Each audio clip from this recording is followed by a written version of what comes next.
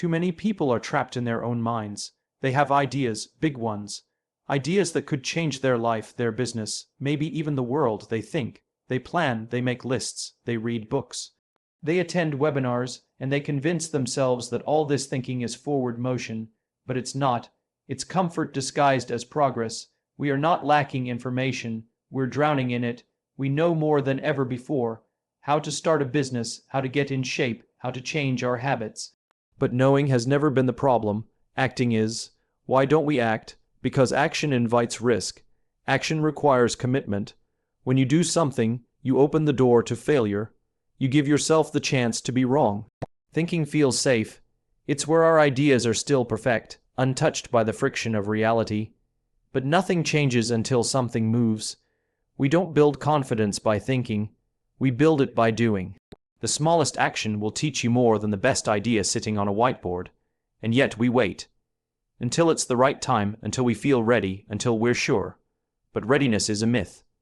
The truth is, no one is ever fully ready to begin. You don't feel ready before the work. You feel ready because of the work. We think clarity leads to action. But in reality, action is what creates clarity. Doing is what tests our assumptions. Doing is what builds skill. Doing is what creates results. No strategy survives contact with the real world, so stop waiting for the perfect plan. It doesn't exist. Make a good enough plan, take the first step, and adjust as you go.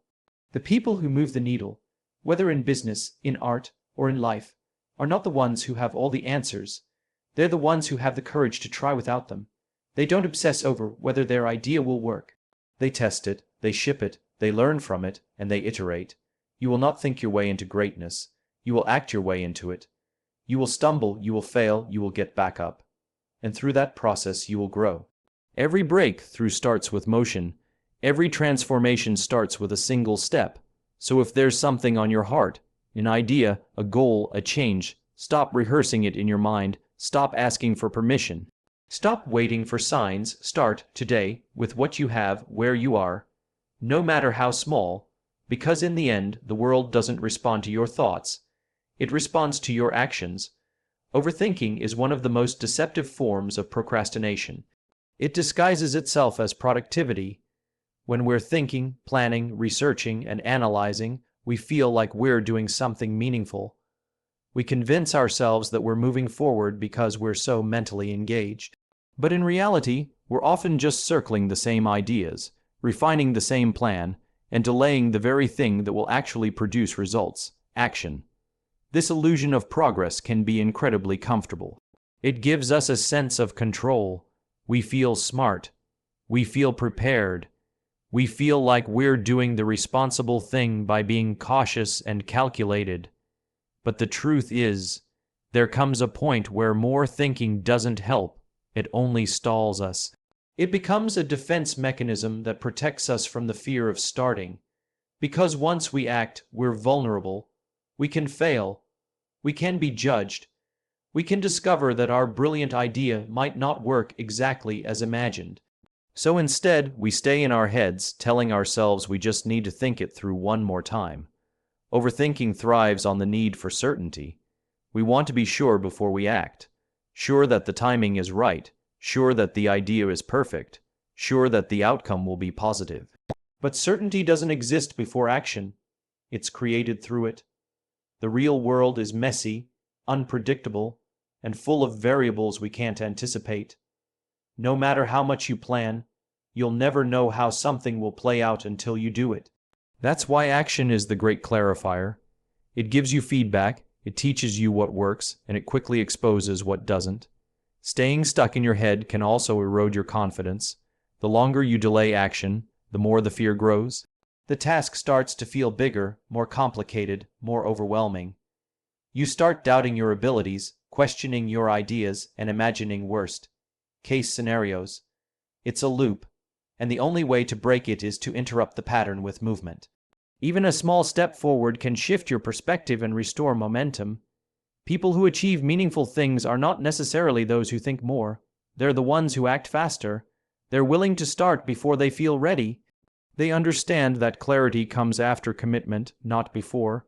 They still think, but they use thought as a tool, not as a hiding place. They know that action is what separates potential from progress.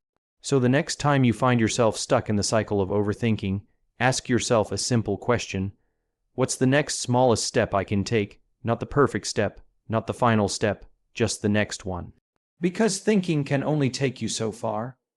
It might help you build a plan, but only action builds a result. The bridge between where you are and where you want to be is made of decisions and actions, not thoughts. Stop rehearsing, start moving. Progress begins when thinking ends. Confidence is often misunderstood. We tend to believe it's something we need before we act, that it's a prerequisite for starting something new. But real confidence doesn't come from thinking, planning, or waiting until we feel sure. It comes from doing. It's built in motion, one step at a time, through experience, mistakes, and adjustments. You don't become confident by sitting on the sidelines and imagining success. You become confident by stepping into the arena, doing the work, and proving to yourself that you can handle what comes your way. We wait for confidence because we think it will eliminate fear. But fear doesn't go away with more thinking. In fact, thinking too much can actually make fear grow stronger. The more time you spend analyzing, the more time you give fear to build a case against action. It starts to point out everything that could go wrong. It reminds you of every past failure. It tells you you're not ready, not qualified, or not good enough. And the longer you wait, the louder that voice becomes. When you take action, something shifts. Even a small step forward begins to silence doubt. You show yourself that you're capable of handling discomfort. You realize that failure isn't as devastating as you imagined, and more importantly, that it's a valuable teacher. You begin to trust yourself more, not because everything went perfectly, but because you kept going when it didn't. That's where confidence lies, not in perfection, but in resilience. Confidence also comes from pattern recognition. The more often you act, the more reference points you have to look back on. You start to notice that when you try, things move, that when you commit, progress happens, that even if things go sideways, you've survived before and can do it again. That evidence builds a kind of internal trust that no amount of thinking can replicate. Waiting to feel ready is one of the most common reasons people stay stuck. But readiness isn't a feeling, it's a choice. You decide to begin before you feel completely sure. You accept that uncertainty is part of the process. You understand that clarity and confidence are outcomes, not requirements. And when you move anyway, despite the fear and uncertainty, you start to feel something powerful, agency. You realize that you're not at the mercy of your thoughts. You can act even when they tell you not to. So if you're waiting for the right moment to feel confident before you begin, stop. The right moment is when you decide to take the first step. Let action be the spark. Let momentum carry you through the fear. Let effort create the belief. Because confidence doesn't come from standing still, it comes from movement. It's not something you get before the journey. It's something you earn along the way, and every time you choose action over hesitation, you're not just building results. You're building belief in yourself. Perfection is seductive. It promises safety, approval, and success if only we wait a little longer, plan a little more, or tweak one more detail. But perfection is also a trap. It convinces us to delay starting until every variable is accounted for and every risk eliminated. It whispers that we should hold off until we feel fully prepared, until the timing is ideal, or until the conditions are flawless. The problem is, those conditions never come. Perfection doesn't move us forward. It holds us back. Momentum, on the other hand, is born in motion. It begins with doing something, anything, that breaks inertia. That first action doesn't need to be perfect. In fact, it won't be. But it's that initial step, messy as it might be, that sets everything else in motion. Waiting for perfection often means we never take that step at all. We become stuck in the preparation phase, endlessly revising ideas and imagining ideal outcomes without ever giving those ideas a chance to live in the real world. What's worse is that striving for perfection creates fear. When we set impossibly high standards for our first move, we increase the pressure. We become afraid to make mistakes because we've told ourselves that the only acceptable outcome is flawless execution. That pressure creates paralysis. We stall, second, guess ourselves, and hide behind excuses. But progress doesn't require perfection. It requires consistency, courage, and a willingness to be uncomfortable. The truth is, most successful endeavors start clumsily. The first draft is rarely the one that works. The first product often has flaws. The first attempt usually comes with lessons learned the hard way. But none of that is failure. That's growth. That's iteration. That's how excellence is actually achieved. Not in one perfect launch, but in a cycle of testing, learning, and improving. The pursuit of perfection is often rooted in fear. Fear of judgment, fear of failure, fear of being seen trying and not succeeding. But if we let that fear control us, we give up the opportunity to get better. We rob ourselves of the experience needed to evolve. Perfection isn't the path to mastery. Practice is. Mistakes aren't proof that we're not good enough. They're part of the process of becoming better. Momentum doesn't come from standing still. It comes from showing up, doing the work, and learning as you go. And once you start, even if it's messy, even if it's awkward, that movement creates energy. It builds confidence. It generates feedback. It propels you forward, step by step, until one day you look back and realize how far you've come. Not because you were perfect, but because you were persistent. So if you're holding off, waiting for everything to be just right, stop. Trade the illusion of perfection for the power of progress. Take the imperfect action, make the call, launch the idea, start the project. Because nothing meaningful happens without motion. And motion begins the moment you decide to move, not the moment everything is perfect. Taking action invites discomfort. It means facing uncertainty, stepping outside the familiar, and risking the possibility of failure. That's why so many people stay stuck in thought. Because thinking feels safer than doing. Thinking lets you stay in control. But real growth never happens in comfort zones. It happens at the edge of what's familiar, in the moments when you choose to move forward even when your hands are shaking, even when the outcome is unclear. Risk and discomfort are not obstacles to avoid. They are necessary ingredients in the process of becoming. Every breakthrough, every transformation, every real moment of learning involves some degree of discomfort. When you step into action, you expose yourself to the unknown. You put your ego on the line. You give up the illusion of control, and yet that's exactly where growth happens. Not when things are easy, but when you're challenged to adapt, respond, and rise. There's a quiet truth we don't say often enough. Anything worth doing will come with fear. Not because you're doing it wrong, but because you're doing it right. Fear is a natural part of stretching yourself. It's a sign that you're playing in territory that matters. The presence of fear doesn't mean you're not ready. It means you care. It means the stakes are real, and the only way to transform that fear is to face it through action. Courage isn't the absence of fear. Courage is doing the thing anyway. Failure is another word that carries too much weight. We treat it like the end, when really, it's just feedback. It's not a verdict on your worth or ability. It's information. It tells you what didn't work. It points you toward what to try next. No one masters anything without falling a few times. In fact, most successful people can point to dozens of failed attempts that laid the foundation for their eventual wins. What separated them wasn't talent. It was their willingness to keep going through the discomfort. Taking risks doesn't mean being reckless. It means moving forward even when the path isn't fully visible. It means betting on yourself.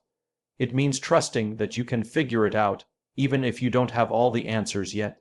When you take that kind of action, you not only build results, you build resilience. You strengthen the muscle of persistence. You train yourself to get up faster, to adapt quicker, to stay grounded in who you are even when the outcome isn't guaranteed. In the end, the people who grow the most are the ones who stop avoiding discomfort and start embracing it. They see risk not as something to fear, but as something to step into. They understand that progress requires stretch, and stretch requires courage. So take the risk. Start the uncomfortable thing. Face the fear and move anyway, because what's waiting for you on the other side isn't just success, it's the version of you that only emerges through doing hard things. Ideas are everywhere. People talk about them over coffee, sketch them in notebooks, post about them online. There's no shortage of inspiration or intention. But until an idea is acted upon, it's just potential energy, an abstract concept that has no impact. Doing, on the other hand, transforms potential into reality. It's the step that takes an idea out of your head and into the world, and once it's out there, it becomes something you can test, measure, improve, or even discard. But none of that is possible if the idea stays locked in your thoughts. Thinking alone doesn't reveal what works. You can imagine every detail of a plan, forecast every possible challenge, and still be completely wrong. That's because the real world doesn't operate in theory. It operates in practice. What looks flawless on paper may fall apart in execution. What seems risky in your mind might prove effortless in action. You only discover this when you start doing. Action introduces friction, and friction is good. It's the resistance that forces you to adjust, adapt, and improve. You may realize a product idea doesn't resonate with people the way you thought it would, or that a strategy needs tweaking in real time. These insights don't come from more analysis. They come from exposure to reality. Doing reveals what thinking cannot, how things behave when they're no longer hypothetical. This is especially important in a world that prizes innovation. Innovation isn't born from thought alone. It comes from iteration. The first version of anything is rarely the final version. In fact, the first version is usually wrong. But you can't get to the right version without putting out the first. Each version, each action, teaches you something new. That feedback loop, action, response, adjustment, is what creates excellence. It's not genius, it's persistence. Too often, people fall into the trap of trying to think their way to perfection before they begin. They spend months refining an idea, only to realize, once they launch, that they missed something fundamental. Meanwhile, the person who started quickly and refined through action is already several steps ahead. Not necessarily because their idea was better, but because they moved. They learned faster, they adapted quicker, they turned theory into traction. Doing also forces you to confront your assumptions. It tests your beliefs against reality. Sometimes you'll find validation. Other times you'll discover flaws, but either way you'll have data. That kind of feedback is priceless. It gives you clarity you can't access from a whiteboard or a spreadsheet. It gives you something solid to build on. The difference between a dreamer and a doer isn't intelligence or creativity, it's motion. The dreamer stays in their head. The doer takes the risk of putting their idea into the world and learning what it takes to make it better. So whatever idea you're holding on to, let it out, build it, share it, test it, because the moment you start doing, you stop guessing and start knowing.